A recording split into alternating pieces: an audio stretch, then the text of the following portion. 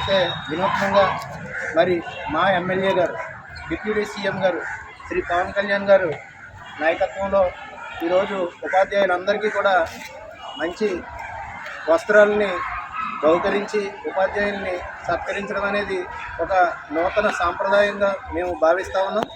ఆయన మా నియోజకవర్గం అంటే నిలబడినప్పుడే పిఠాపురం తాలూకా అని టైటిల్స్ తోటి ఈ రాష్ట్రంలో కొత్త మరవడి మొదలైంది.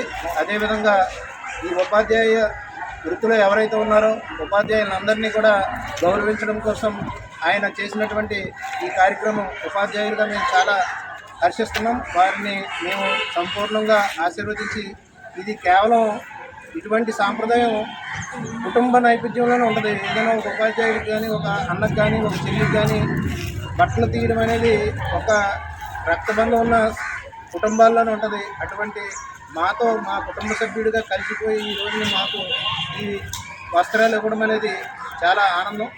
మేము స్వాగతిస్తూ ఉన్నాం. ఒకరోజు ముందుగానే ఉపాధ్యాయులకి ఉపాధ్యాయ దినోత్సవాన్ని జరుపుకునే వేడుకల్లో ఆయన మాకు ఈ విధంగా బహుకరించడం అనేది చాలా ఆనందదాయకంగా ఫీల్ అవుతూ మరొకసారి ధన్యవాదాలు తెలియజేసుకుంటూ సార్కి మా కృతజ్ఞతలు తెలియజేస్తాము.